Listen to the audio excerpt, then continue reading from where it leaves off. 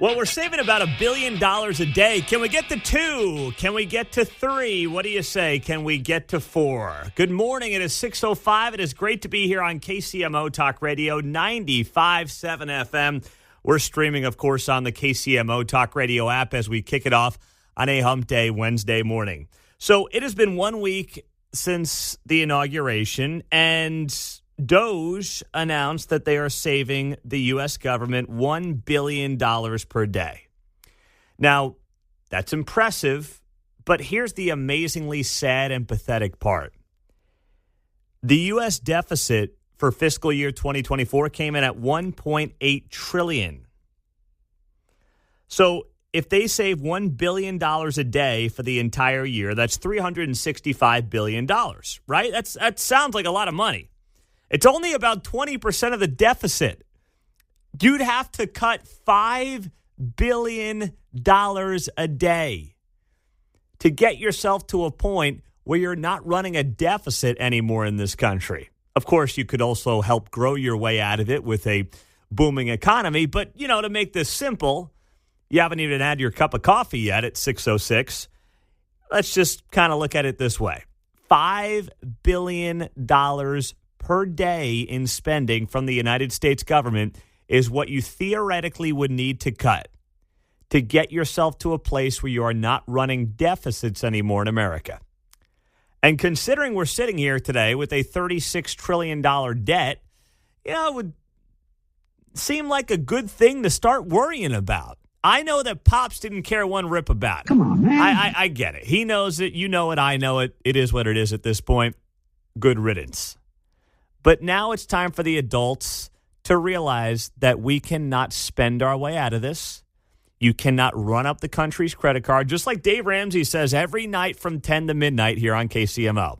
You cannot put your entire life on a credit card. It will come back and bite you right in the butt.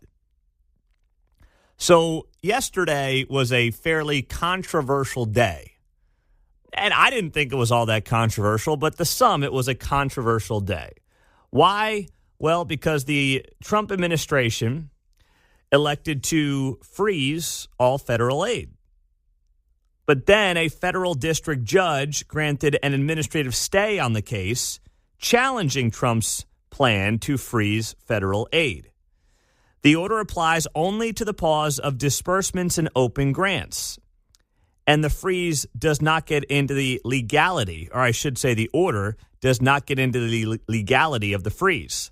Instead, what it does is it buys the judge time to hear more fleshed out arguments and figure out what the best move is going forward. The hearing on this is going to take place at 11 a.m. on Monday.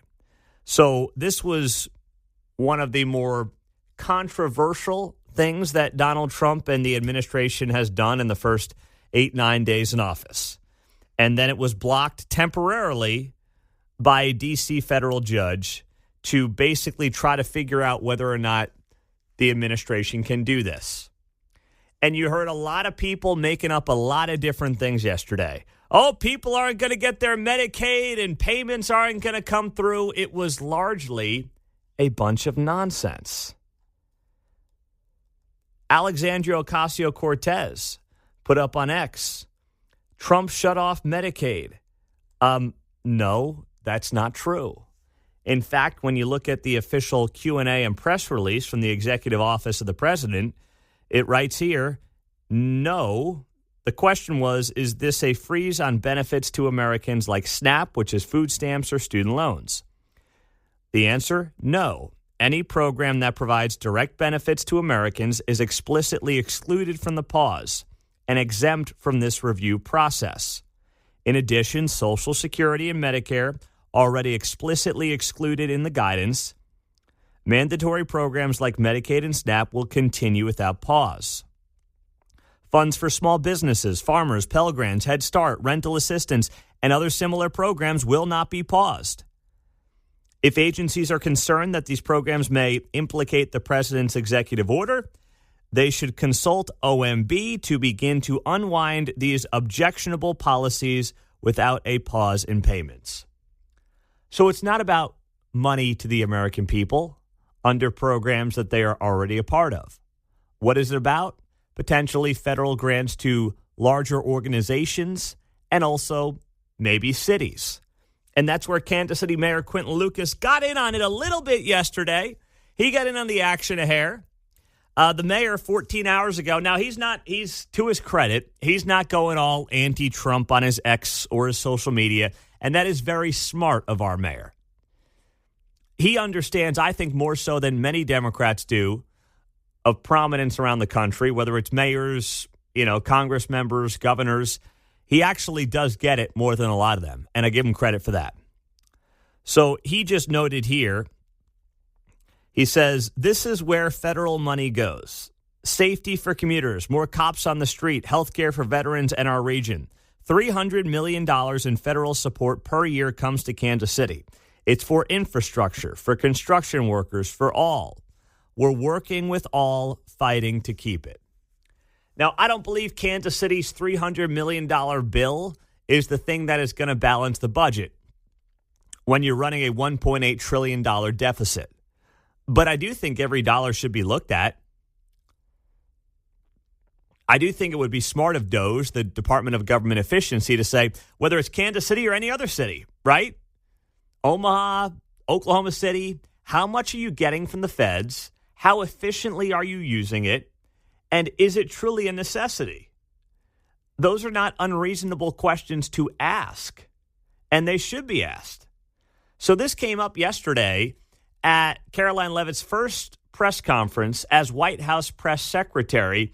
And here was one of the spirited back and forths on this. With the president's agenda, then the Office of Management and Budget will review those policies. I think this is a very responsible measure. Again, the past 4 years, we've seen the Biden administration spend money like drunken sailors. It's a big reason we've had an inflation crisis in this country. And it's incumbent upon this administration to make sure, again, that every penny is being accounted for honestly. Why impose this pause with so little notice? Why not give organizations more time to plan for the fact that they are about to lose, in some cases, really crucial federal funding, at least for a period of time? There was notice. It was the executive order that the president signed. There's also a freeze on hiring, as you know, a regulatory freeze, and there's also a freeze on foreign aid. And this is, again, incredibly important to ensure that this administration is taking into consideration how hard the American people are working. And their tax dollars actually matter to this administration. Just during this pause, DOGE and OMB have actually found that there was $37 million that was about to go out the door to the World Health Organization, which is an organization, as you all know, that President Trump, with the swipe of his pen in that executive order, is no longer wants the United States to be a part of. So that wouldn't be in line with the president's agenda. DOGE and OMB also found that there was about to be 50 million taxpayer dollars that went out the door to fund condoms in Gaza. That is a preposterous waste of taxpayer money. So that's what this pause is focused on, being good stewards of tax dollars. $50 million for condoms in Gaza?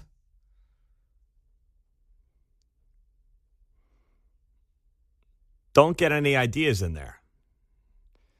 Mark's like, I'm booking a one-way ticket to Gaza. No, you're not. No, you're not. I need a fact check on that one. Yeah.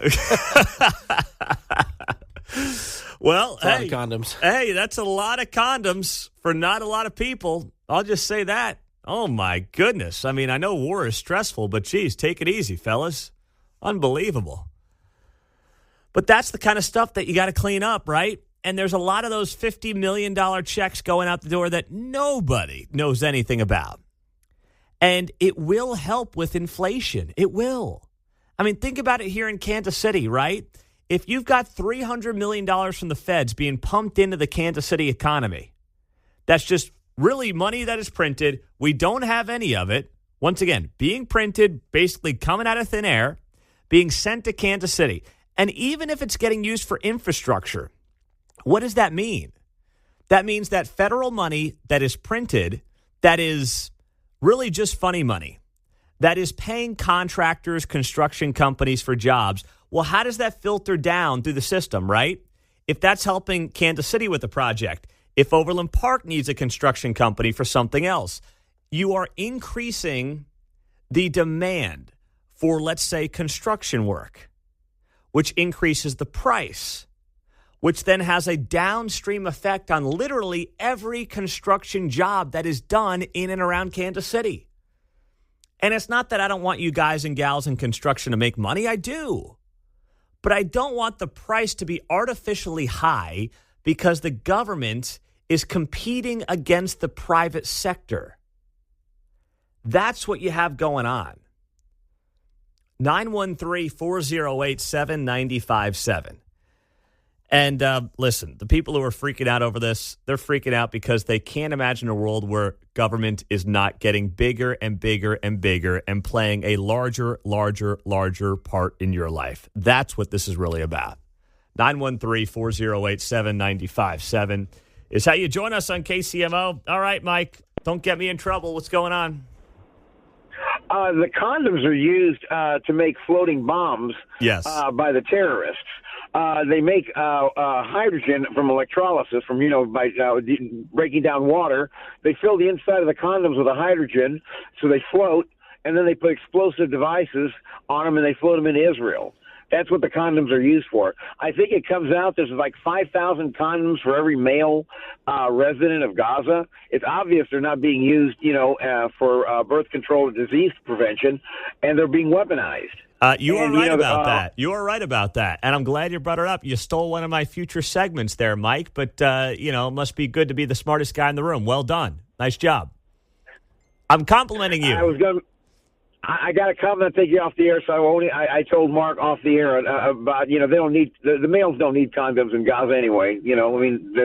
They have other methods of birth control. Yeah. But anyway. All right, Mike. Thank you very much. No, you're right, though. There have been multiple reports on actually how those condoms do get used in a sense for things like bombs, makeshift bombs. It's crazy. 913-408-7957. It's 617 on KCMO Talk Radio, 95.7 FM. Streaming on the KCMO Talk Radio app. We're talking condoms to kick off the show. $50 million worth. What is this world coming to? On a broader scale, though, the new press secretary did knock it out of the park. We've got examples of that, plus you coming up on KCMO. Call Mundo, 913-408-7957. Now on 95.7 FM. Doge and OMB also found that there was about to be 50 million taxpayer dollars that went out the door to fund condoms in Gaza. That is a preposterous waste of taxpayer money. So that's what this pause is focused on, being good stewards of tax dollars. Yep, that's it. That's really all that is needing to be said. $50 million out the door for condoms in Gaza. How do you possibly defend it? Especially when it has been reported and well noted that condoms are used as basically bomb balloons in the war between Gaza and Israel. Because if not, you're talking about basically sending 1,000 condoms to every dude on the Gaza Strip, which that's a lot of condoms. All right? For those of you on the text line wondering whether they're XLs, I don't know the answer. So stop asking. That's not the point. I guess I'm confused. There seems to be a lot of fundamental religion there, so I'm not sure what the condoms are necessary for in a nation like that, right? That's true as well. Is that an irony I'm missing? No, you're on it, as always, John. I'm confused. You're sharp, man. You got that Dr. Pepper flowing early this morning. I like it. I like it. But this is the kind of stuff that your government's doing right now. And Caroline Leavitt gets to the podium yesterday and says, we're done with that. We're not doing it anymore. All right? It's not happening. And this is not about your Medicare, not about your Social Security. It's not about SNAP food stamps. None of that's getting impacted. Money directly to the American people not getting impacted. Nonsense like, 50 mil to Gaza for condoms is going to get impacted.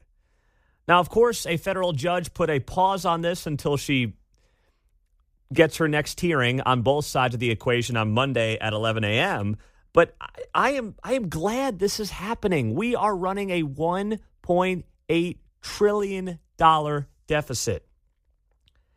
And it is contributing to inflation because every dollar that the government prints and then sends out to anybody, to any organization, to any other government, has a downstream effect because they're creating artificial demand to compete against you, the taxpayer who is the one funding the government. They're making you compete against yourself is what they're doing. I mean, it's beyond absurd, and everybody can see it for what it is, at least those of us who are, paying attention. I know many of you are, and I'm glad that you are.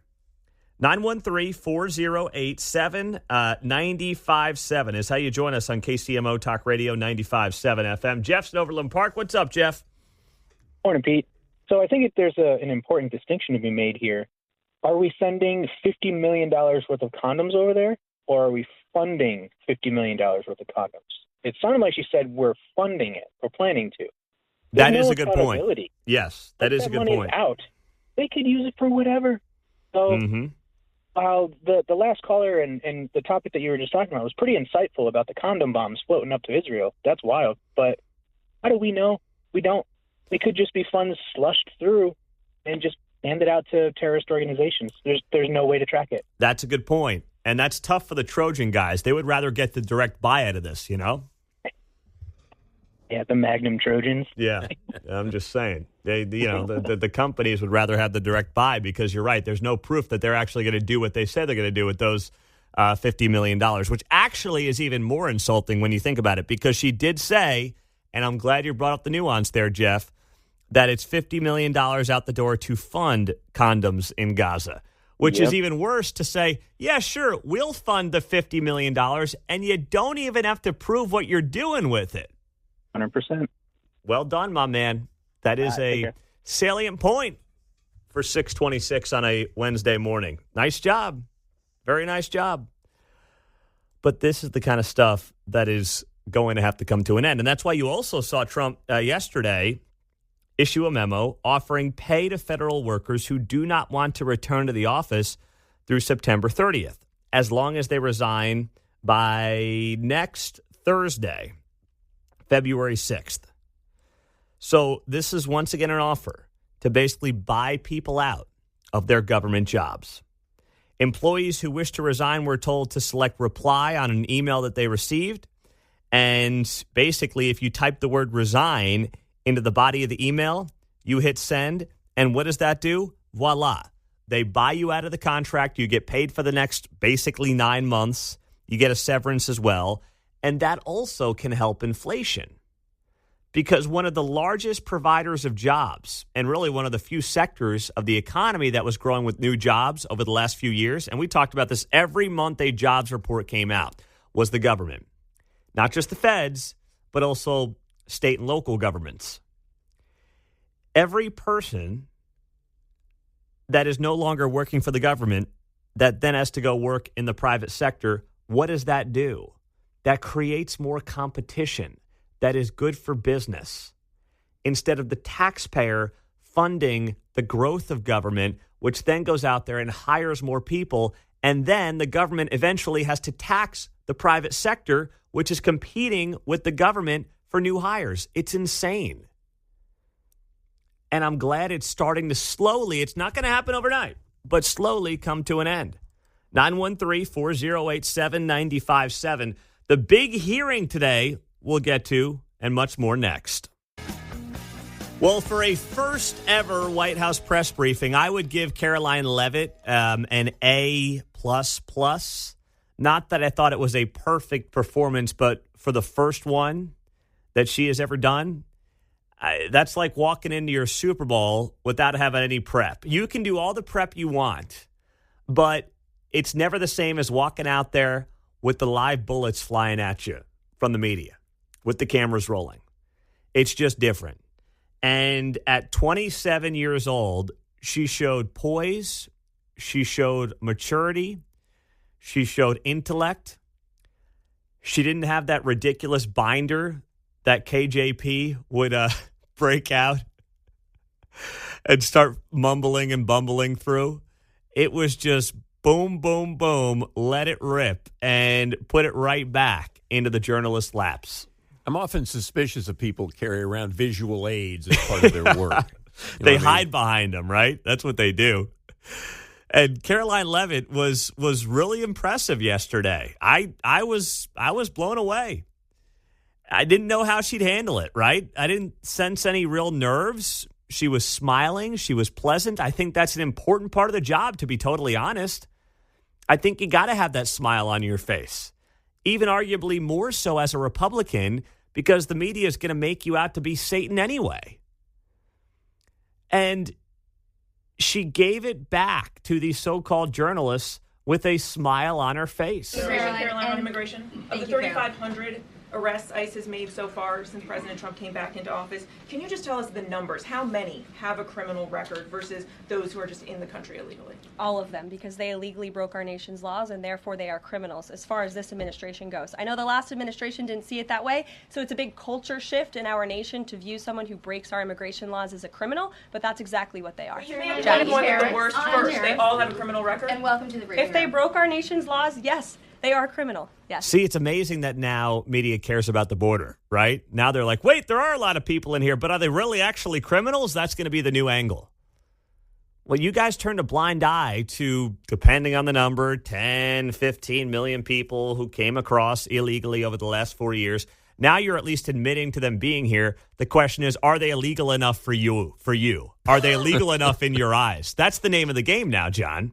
Well, it's disgusting they have to come here and then pay that price for eggs on top of it. I know, right? The topics they're interested in as of January 21st is interesting. They change very quickly. Suddenly they care about the price of eggs, right? Mm-hmm. Suddenly they admit that there are people who came here across the southern border through not the legal manner, and something has to be done about that.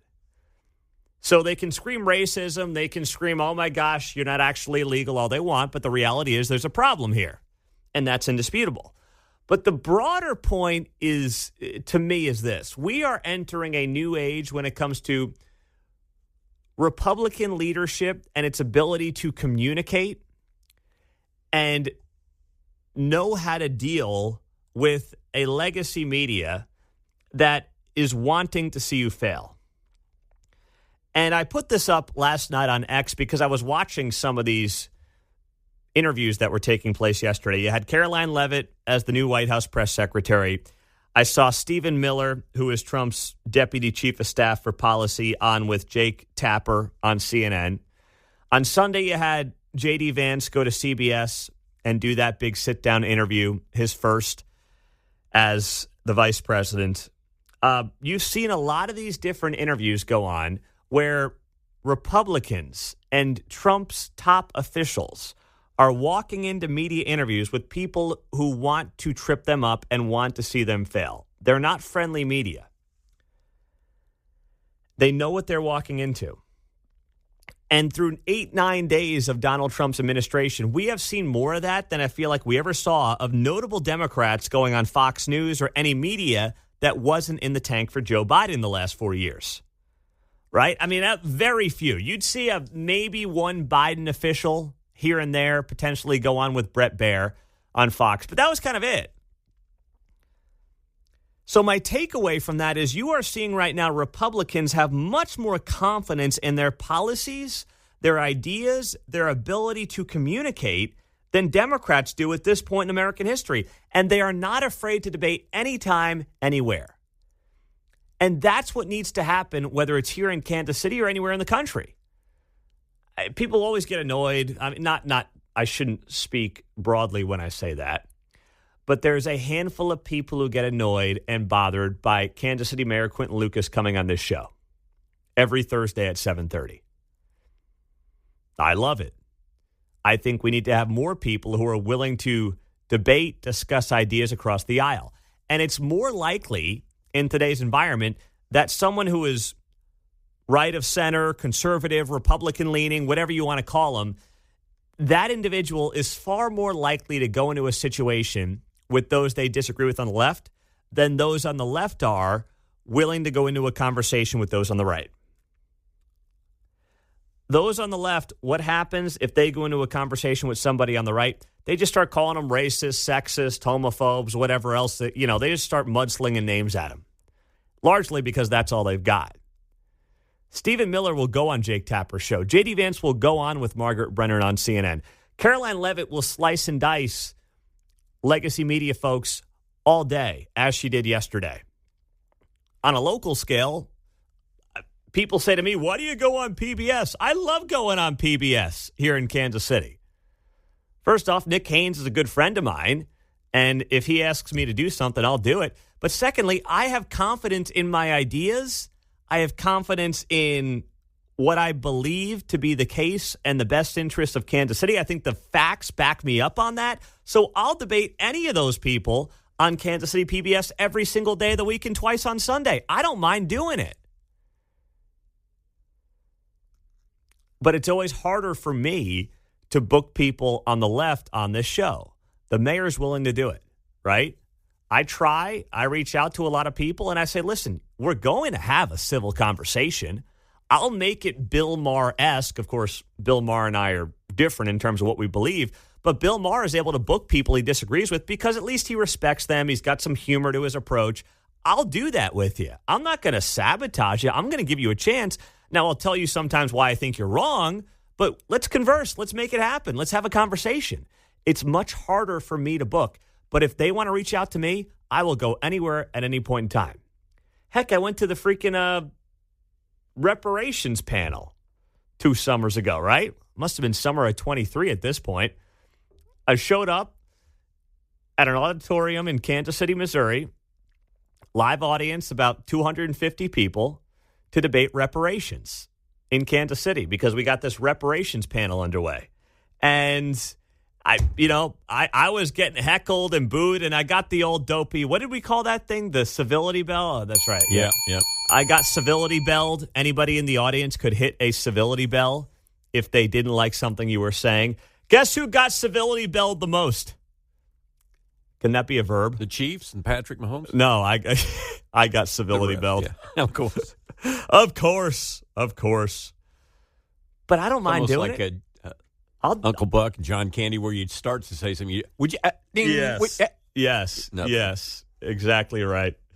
So I think that's what's going on right now, and I'm seeing this new wave of Republicans not being afraid to debate anybody, anywhere, at any time.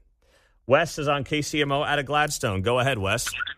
Yeah, Pete, you can go on these shows like these Republicans can now because you're not an airhead who's being controlled, who's being told what to think by some spin doctor like a Karl Rove type. You're not some sock puppet with somebody's arm up your keister who's making your lips move. That's what the difference is. And the big difference in Trump that I see is Rush used to talk about this all the time, about how Trump always thought that when he came into office, he could make everybody like him. If he went on with Martha Raddatz or on 60 Minutes or with Carl Bernstein, he would convince them to like him. He learned that ain't true, brother. They are never going to like you, so you go in there with the guns blazing. So, yep. Figuratively speaking, of course, in a world where, unfortunately, that has happened on his end. But, yes, you're right. I love it. I mean, you're right. I think he did learn that lesson, and he's got a great group of communicators around him. Stephen Miller is brilliant. I mean, I'll play some of the audio later today. He put Jake Tapper to shame. Stephen in Kansas City, what's up, big fella? Yeah, Pete, I think a star is born yesterday, as one pundit said about our White House press secretary. We're just starting. Iron sharpens iron. I kind of echo what the last caller said. We need to get out there and get in their face. I mean, it's been even better than I thought. I mean, we're just starting. I mean, compared to what's coming down the pike from what I saw last night, we're going to get rid of all the military from the IRS, all the military weapons, and reassign 90,000 agents to the border. I mean, this is just going to get better and better. Take away the woke general stars. I mean, the more we get out there and the more we start explaining why General Milley should be in the brig in the Pentagon and have his stars taken away and his security detail and his clearance taken away, that's going to inspire people to speak up as well. It's very important that we get out there and get in their face. That's why, honestly. Well, I think what you mean when you say get in their face, I think the right approach there is more having good communicators and talking to some of these media outlets who you know are portraying you in a bad light, but you've got people on your end who you know are smart and who can articulate what exactly is going on and fact check them in real time. J.D. Vance does a great job of confronting the false premise. Yes. You don't have to be in their face. You just have to rebut the false premise. Yes. And I think that's what Steven's going for. I just think the phrase, get in their face. Like, no, I just think of meatheads, being meatheads. Well, stop them in their tracks, yes. for sure. And that is J.D. Vance to a T.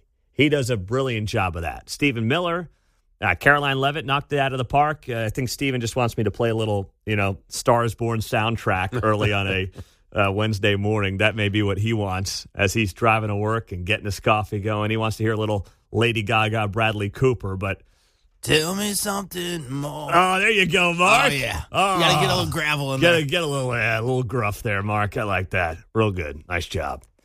Coming up, the 6 at 6, top 6 stories to get to in the 6 a.m. hour. What you need to know as you get set for the day. Coming up next on 95.7 FM, KCMO Talk Radio. Some of you might say I'm going to jinx it. I'm not going to jinx it. I don't believe in this conversation being able to jinx anything. But we are potentially one win away in Kansas City from hosting a third straight Super Bowl parade. The question is, what is that parade going to look like? No one knows. The city's being very tight-lipped. The Chiefs aren't saying a thing.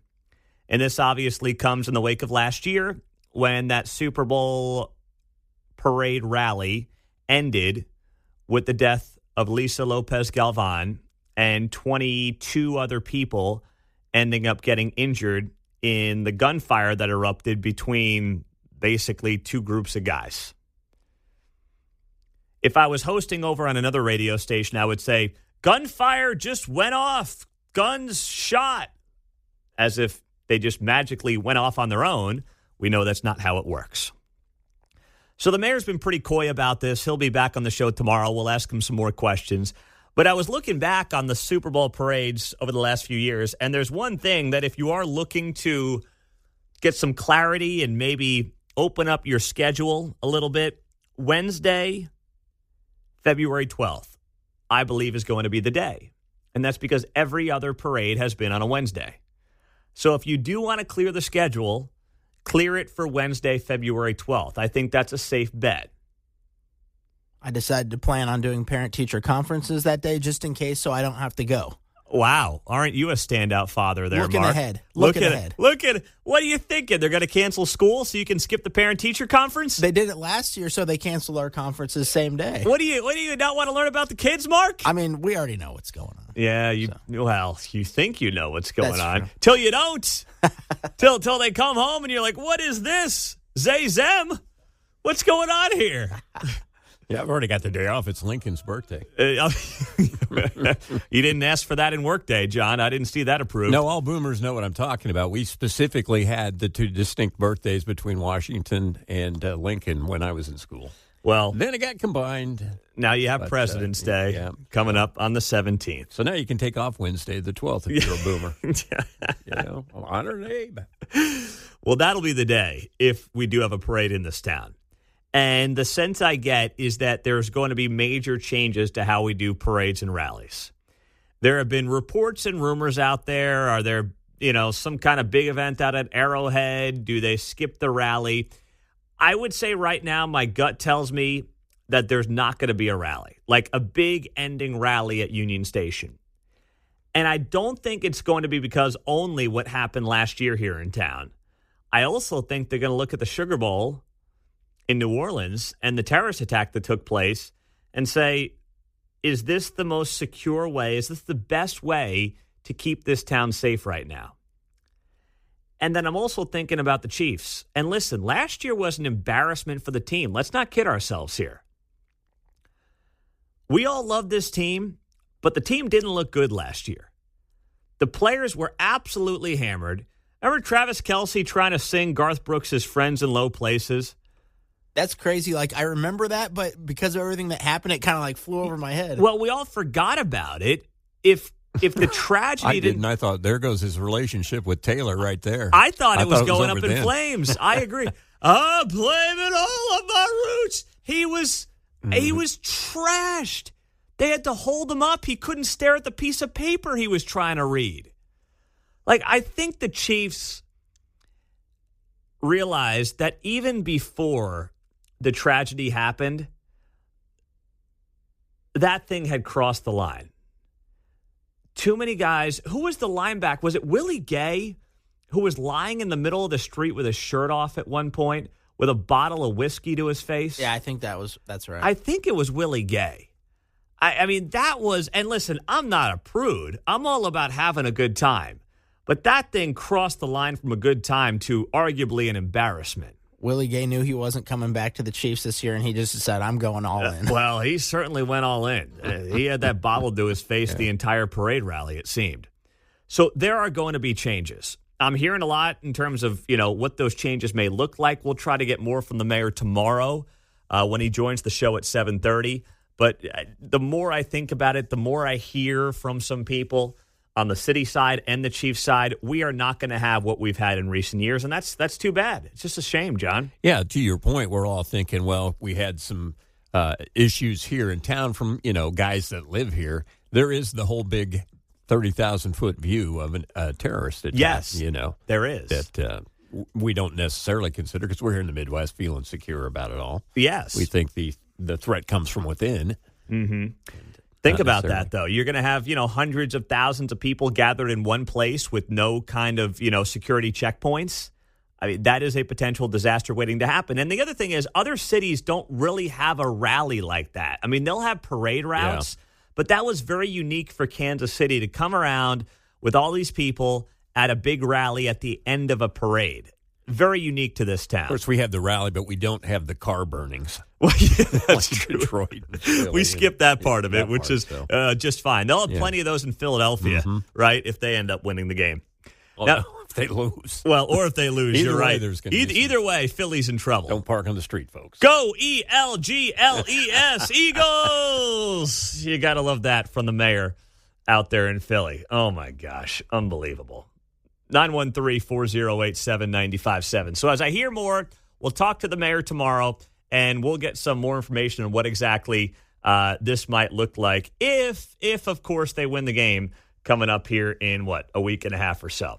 Now, speaking of changes, there are major changes coming to the federal government.